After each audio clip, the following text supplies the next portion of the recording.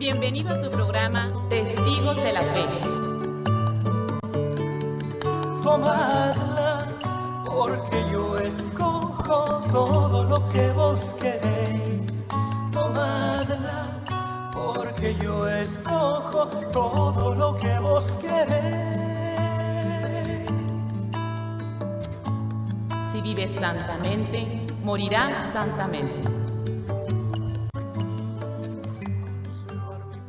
Testigos de la Fe. Les habla su servidora María Gabriela, misionera de Jesús y de María, compartiendo el día de hoy, domingo 11 de este mes de agosto, donde pues ya estamos en ese octavo mes, que es el mes de agosto. Saludamos a todos los que nos van a estar acompañando a través de nuestra página del internet www.montemaria.org, también a través del Facebook, y los que nos siguen por esta frecuencia 1090. Así es, por esta nueva frecuencia 1090.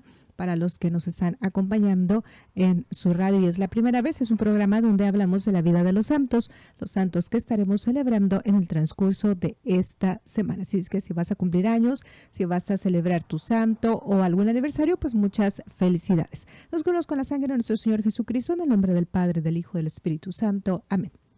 Saludamos también a los que más tarde de noche en la repetición, creo que sí todavía hay, bueno, nos van a estar acompañando. Veamos quiénes son los santos que estaremos celebrando en estos días, aparte de esta festividad a nuestra Madre la Virgen María, el día 15, que es jueves. El día de hoy, domingo 11, celebramos a Santa Clara de Asís. El día de mañana, lunes 12, San Eleazar. El martes 13, San Estanislao de Kostra. El miércoles 14, San Maximiliano María Kolbe. El jueves 15, la Asunción de la Virgen María. El viernes 16, San Esteban, rey de Hungría. Y el sábado 17, San Roque. Repetimos nuevamente. El día de hoy, domingo 11, Santa Clara de Asís. El día de mañana, lunes 12, San Eleazar. Martes 13, San Estanislao de Kostra. El miércoles 14, San Maximiliano Kolbe. El jueves 15, la Asunción de la Virgen María. El viernes 16, San Esteban. Y el sábado 17, San Roque. Pues muchas felicidades a los que van a estar cumpliendo años o celebrando algo en especial en estos días. Empezamos con el del día de hoy, Santa Clara de Asís. Veamos quién fue ella. Dice así: Clara significa vida transparente. Nació en Asís, Italia, en el año 1193. Su conversión hacia la vida de plena santidad se afectó al oír un sermón de San Francisco de Asís. Cuando ella tenía 18 años, Francisco predicó en Asís los sermones de Cuaresma y allí insistió en que para tener plena libertad, para seguir a Jesucristo, hay que liberarse de las riquezas y bienes materiales. En secreto se fue a pedir al santo que le instruyera en el modo de lograr conseguir la perfección cristiana. Él dijo que había que desprenderse de todo y le animó a dejar la vida de riqueza y comodidades que llevaba y a dedicarse a una vida pobre de oración y de penitencia. El domingo de Ramos del año 1212, Clara asistió a la celebración, pero estaba como tan emocionada y fuera de sí que no pasó a recibir la palma. Entonces el señor obispo se fue para la banca donde ella estaba y le puso en sus manos la palma bendita.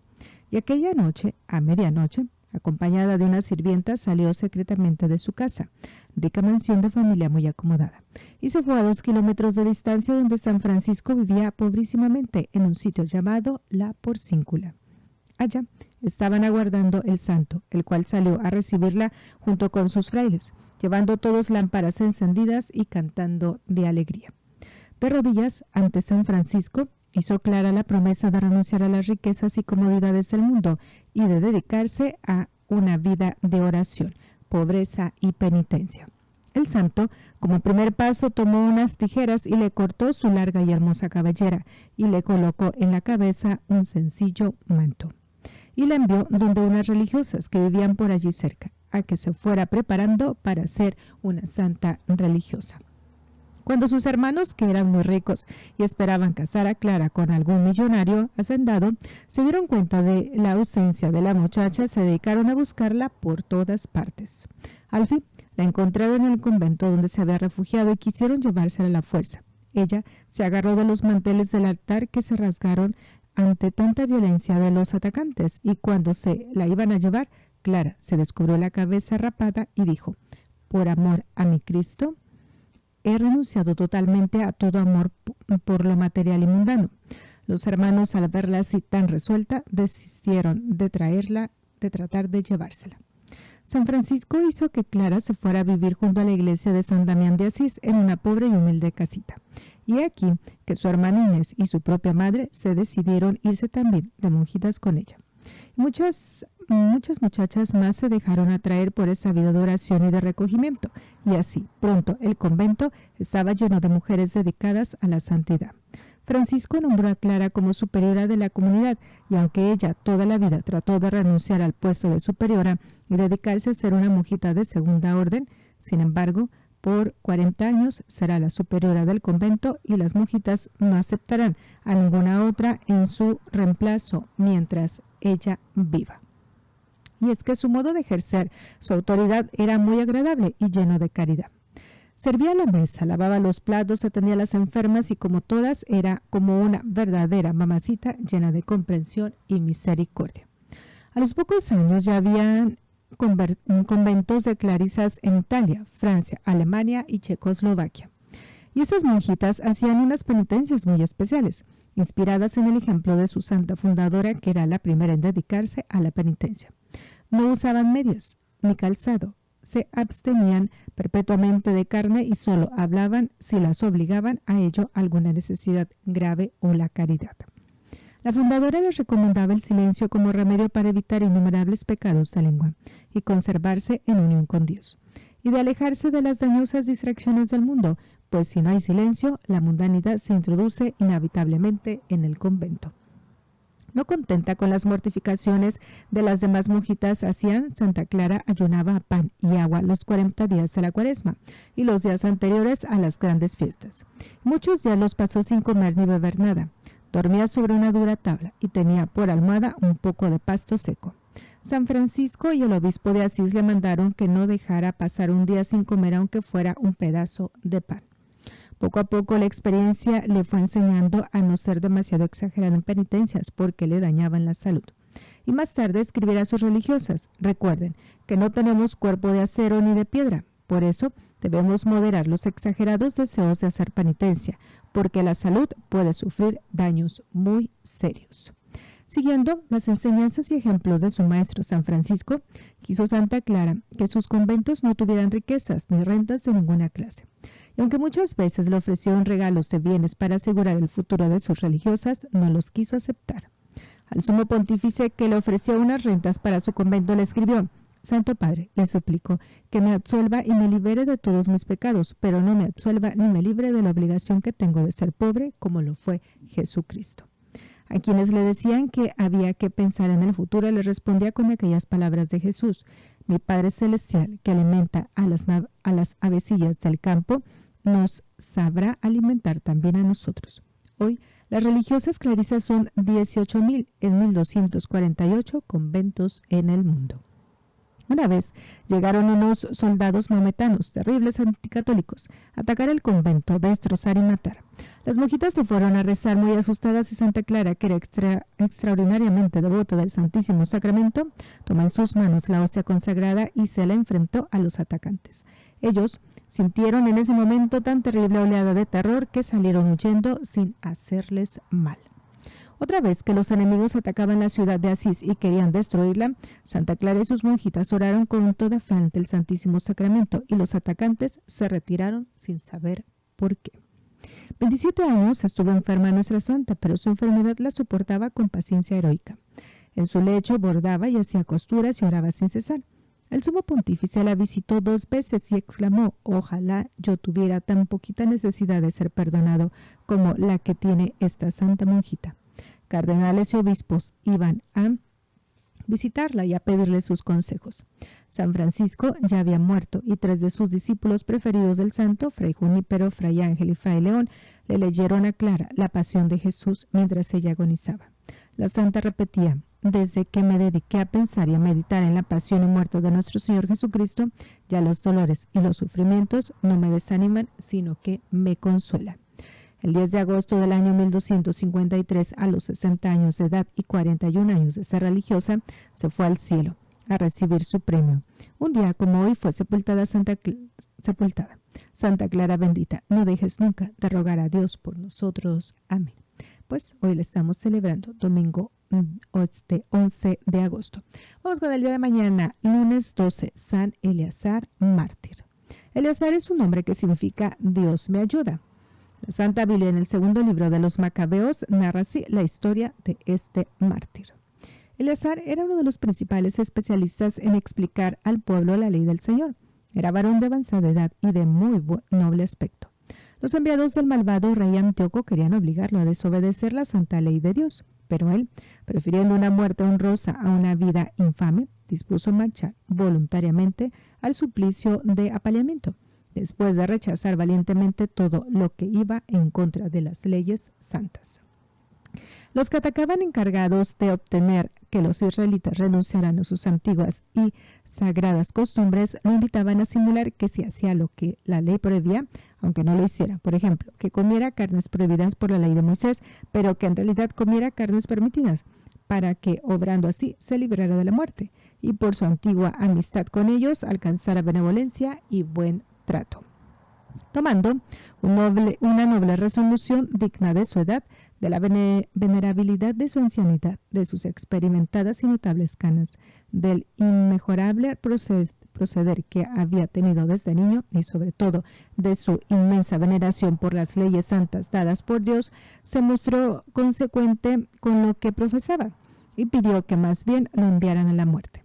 Y en vez de hacerle propuestas que iban contra su conciencia, y dijo estas inmortales palabras: a mi edad no es digno fingir hacer lo malo, aunque lo que se haga sea bueno. Porque después, muchos jóvenes, creyendo que Eleazar a los 90 años se ha pasado a las costumbres de los que no tienen religión, también ellos por haber mentido y yo por haber simulado lo que no era cierto con el pretexto de conservar el poco tiempo de vida que aún me queda, se podrían desviar por mi culpa, y yo atraería deshonra e infamia para mi vejez.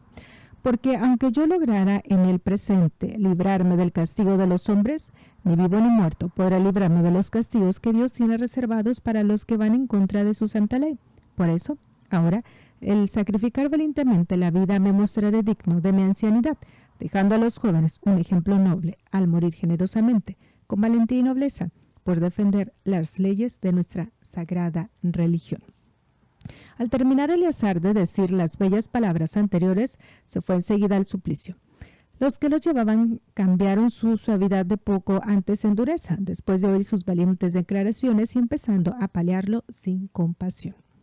Y cuando ya estaba a punto de morir por los fuertes golpes, dijo entre suspiros: el Señor Dios, que posee la ciencia santa, sabe muy bien que yo, pudiéndome librarme de la muerte, soporto por su amor los crueles dolores que produce en mí este apaleamiento.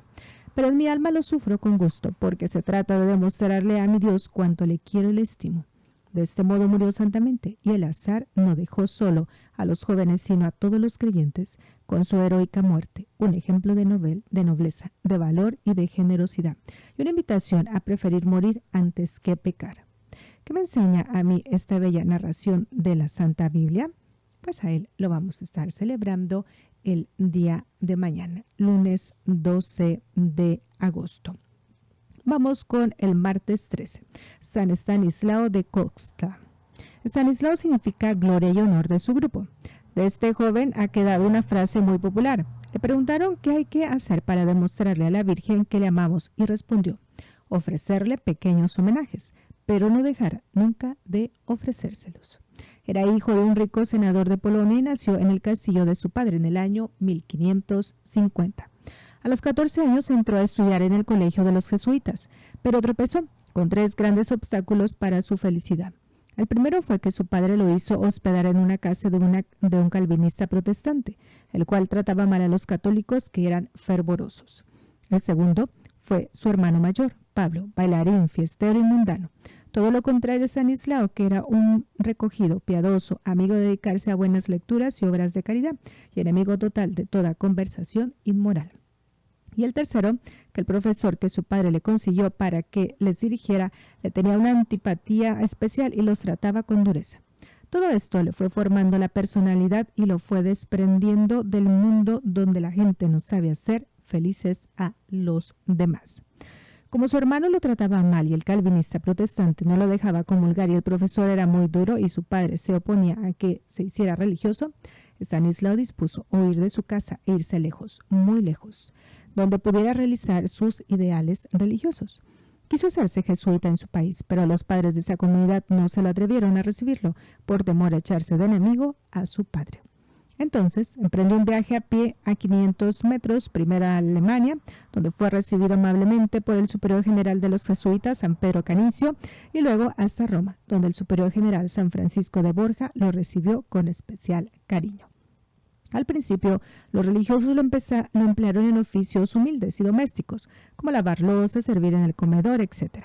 Y lo hizo con muy buena voluntad y verdadera alegría. Luego, fue admitido en el noviciado, donde resultó ser un verdadero modelo de santidad para todos. Se propuso hacer extraordinariamente bien las cosas ordinarias. Solamente alcanzó a durar 9 meses en aquella vida religiosa, pero fueron suficientes para dejar gran fama de gran piadoso, amable, servicial, buen trabajador y excelente estudiante. Su amor a Jesús sacramentado era ardientemente que cuando entraba al templo su rostro se volvía resplandeciente o se enrojecía. Durante la Santa Misa o después de comulgar frecuentemente era arrebatado en éxtasis y quedaba como fuera de sí, sin darse cuenta de lo que sucedía a su alrededor.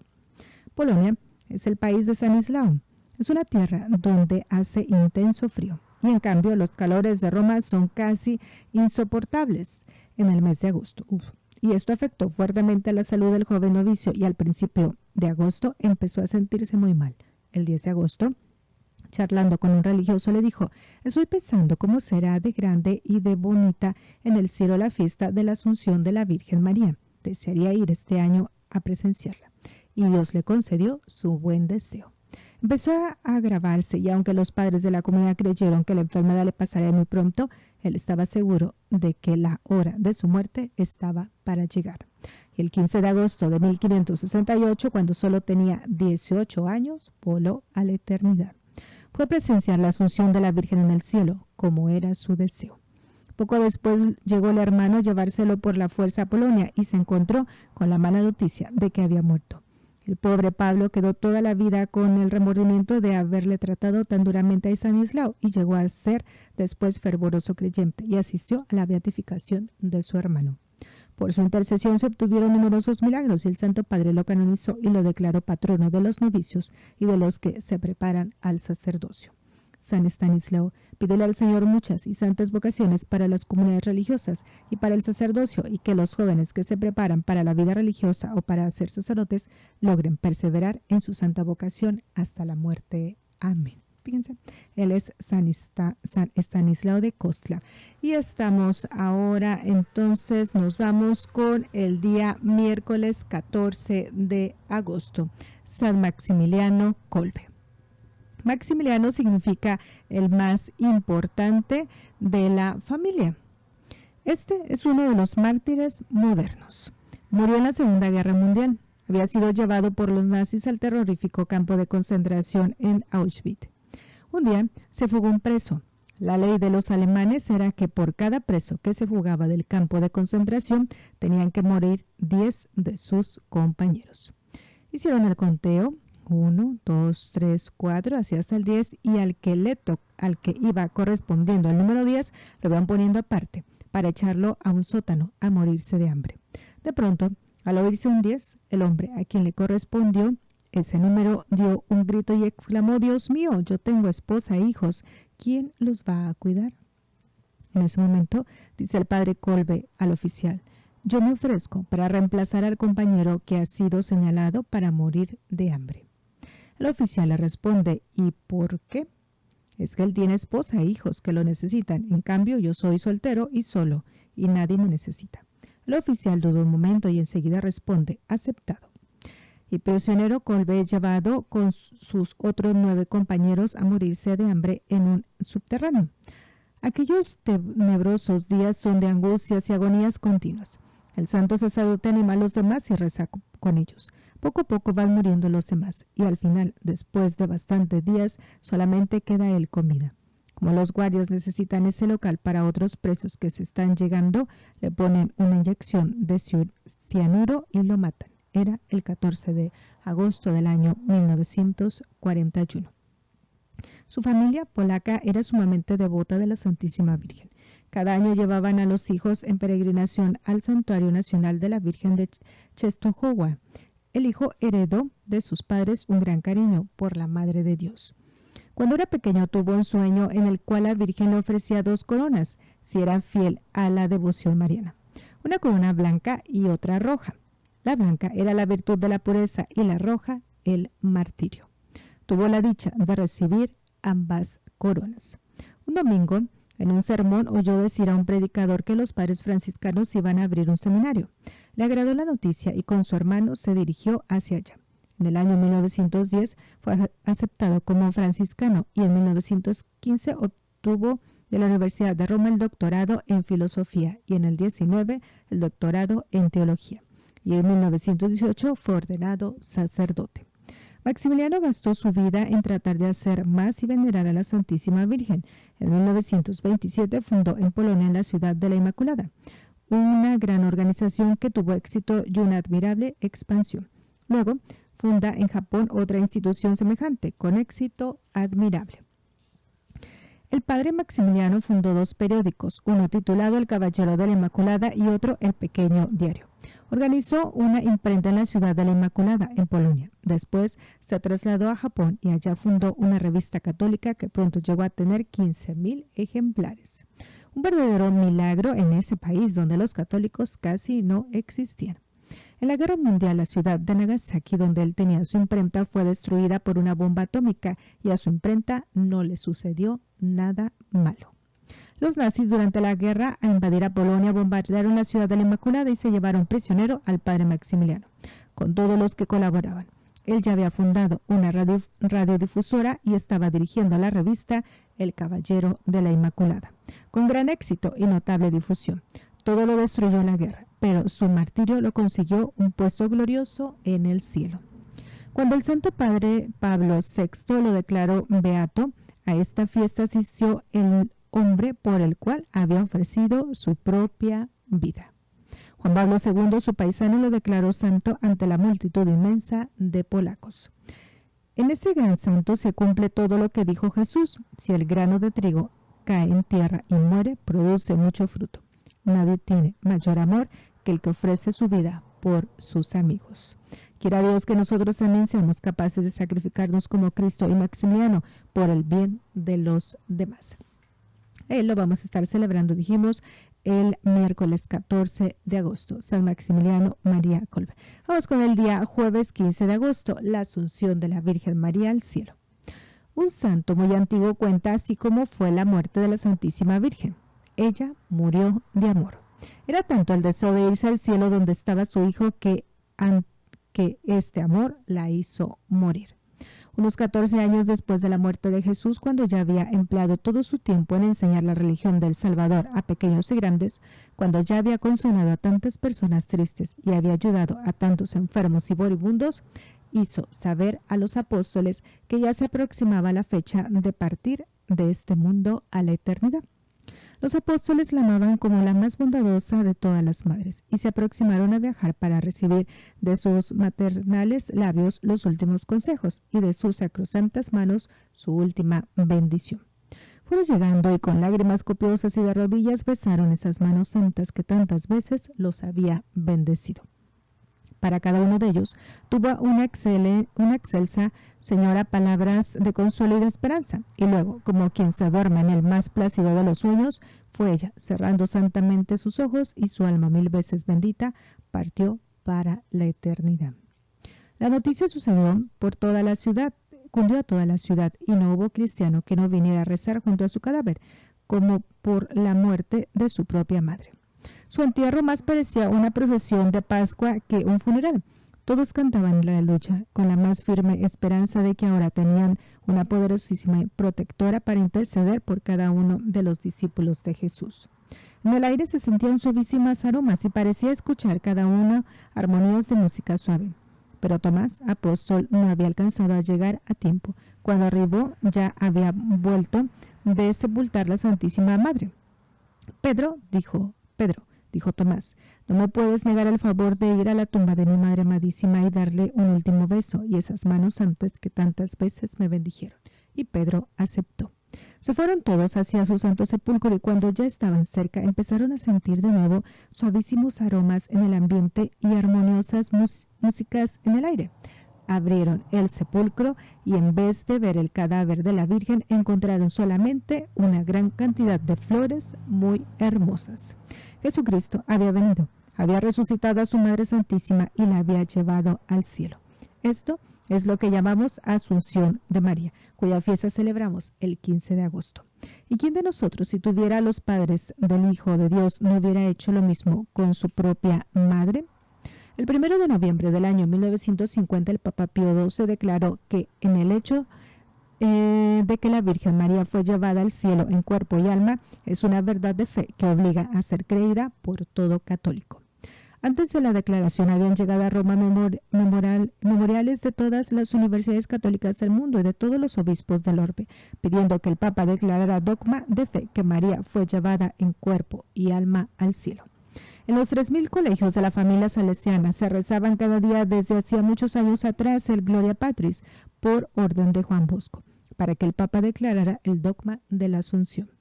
De solo España habían llegado a Roma 727.000 firmas pidiendo la declaración del dogma de la Asunción.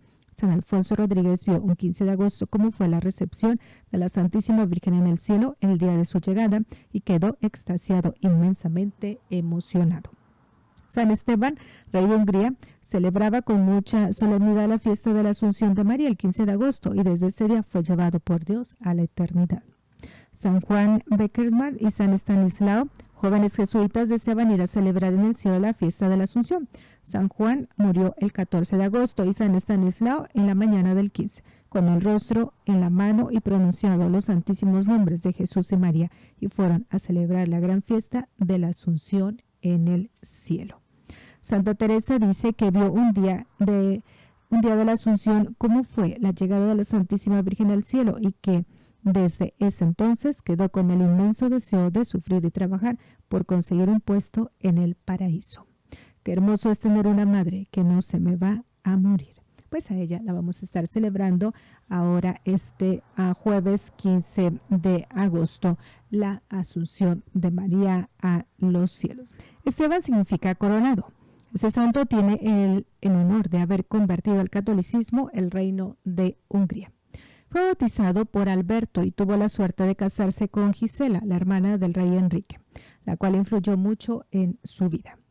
Valiente, guerrero, muy buen organizador, logró derrotar en fuertes batallas a todos los que querían oponerse a que él gobernara la nación, como le correspondía, pues era hijo del mandatario anterior. Cuando ya había derrotado a todos aquellos que cuando él quiso propagar la religión por todo el país y acabar con la idolatría y las falsas religiones, se había revolucionado contra él y cuando ya tuvo organizada la nación, varios obispados envió al obispo principal, San Astrid, a Roma a obtener del Papa Silvestre II que aprobara estos obispados y que le concediera el título de rey. El sumo pontífice se alegró que tantas buenas noticias y le envió una corona de oro, nombrándolo rey de Hungría. Y así, en el año 1000, fue coronado solemnemente por el enviado del Papa como primer rey de aquel país. El cariño del rey Esteban por la religión católica era inmenso. A los obispos y sacerdotes los trataba con extremo respeto y hacía que sus súbditos lo imitaran en demostrar gran veneración. Su devoción a la Virgen Santísima era extraordinaria. Levantaba templos en su honor y la invocaba en todos los momentos difíciles. Fundaba conventos y los dotaba de todo lo necesario. Ordenó que cada 10 pueblos debían construir un templo a cada iglesia. Y a cada iglesia se encargaba de dotarla de ornamentos, libros, cálices y demás objetos necesarios para mantener el personal de religiosos allá. Lo mismo lo hizo en Roma. La cantidad de limosnas que este santo rey repartía era tan extraordinaria que la gente exclamaba: ahora sí se van a acabar los pobres.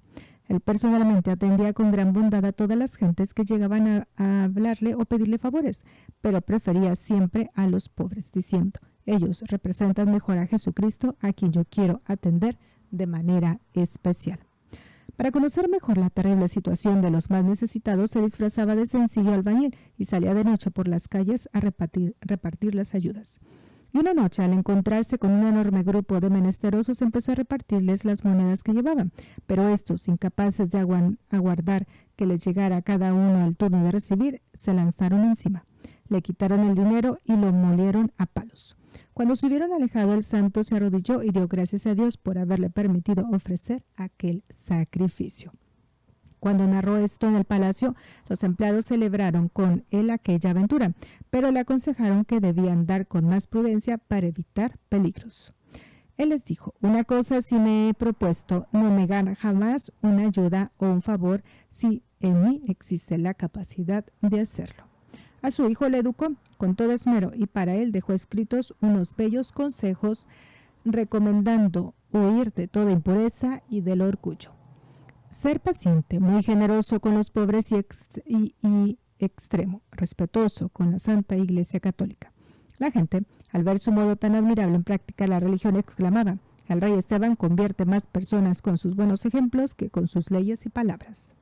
Dios, para poderlo hacer llegar a mayor santidad, permitió que en los últimos años Esteban tuviera que sufrir muchos padecimientos.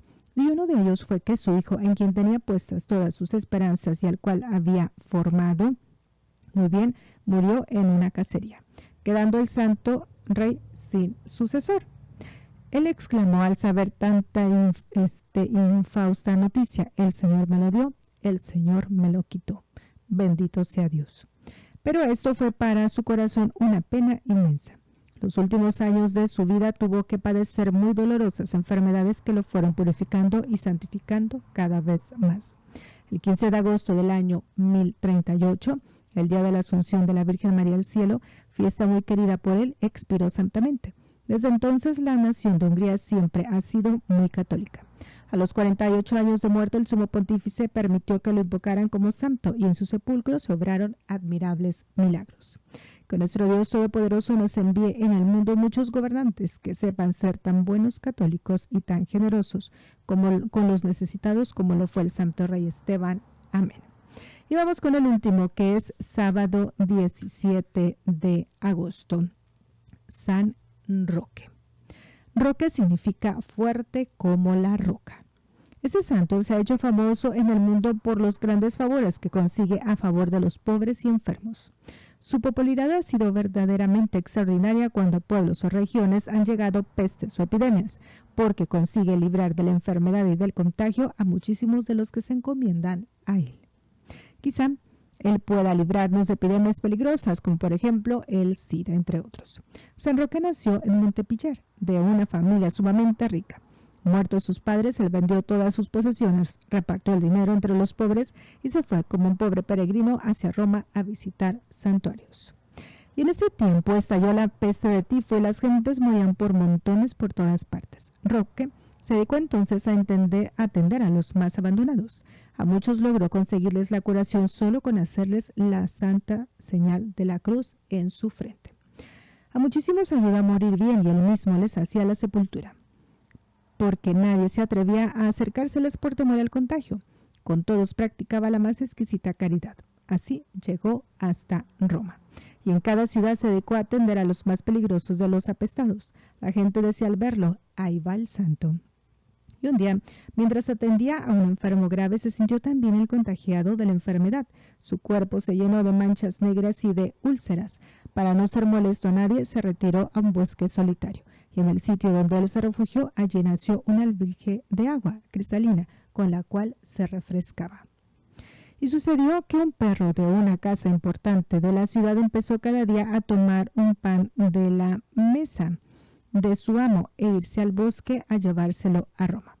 Después de varios días, de repente el hecho al dueño se le entró curiosidad y siguió los pasos del perro hasta que encontró al pobre laguiento en el bosque. Entonces se llevó a Roque a su casa y lo curó sus llagas y enfermedades. Apenas se sintió curado, dispuso el santo volver a la ciudad de Montepillar. Pero al llegar a la ciudad, que estaba en guerra, los militares lo confundieron con un espía y lo encarcelaron. Y así estuvo 5 años en la prisión, consolando a los demás prisioneros y ofreciendo sus penas y humillaciones por la salvación de las almas. Y el 15 de agosto del año 1537, fiesta de la Asunción de la Virgen Santísima, murió como un santo. Al prelado, para echarlo al ataúd, descubrieron en su pecho una señal de la cruz que su padre le había trazado de pequeñito y se dieron cuenta de que era el hijo del que había sido gobernador de la ciudad. Toda la gente de Montepillar acudió a sus funerales y desde entonces empezó a conseguir de Dios admirables milagros y no ha dejado de conseguirlos por montones en tantos siglos. Lo pintan con un bastón y sombrero de peregrino, señalando con su mano una llaga, una de sus llagas, y con su perro al lado, ofreciéndole el pan. Que San Roque bendito nos libre de enfermedades, epidemias y contagios del cuerpo y del alma. Amén. Pues fíjense, San Roque falleció el 15 de agosto. San Esteban de Hungría también el 15 de agosto. Este joven antes que habíamos leído, Maximiliano no, pero sí San Estanislao de Kostka también el 15 de agosto, y otro que también ahorita por aquí nos decía San Juan Beckersmark también el 15 de agosto. Pues esta es la celebración que vamos a tener importantísima ahora en esta semana, el jueves, el 15 de agosto, celebrando este dogma de la Asunción de la Virgen María al cielo. Vamos a despedirnos con este canto que tenemos preparado, que nos habla precisamente de esta Asunción de la Virgen a los cielos. Continuamos con la celebración de la Santa Misa, recordándoles este mensaje: Dios es amor y te ama. Solo me asusta una cosa, conservar mi propia voluntad. Ellos ya están con Dios. Luchemos como verdaderos testigos de la fe para alcanzar nuestra meta. Gracias por dar tu vida a Cristo. Dios es amor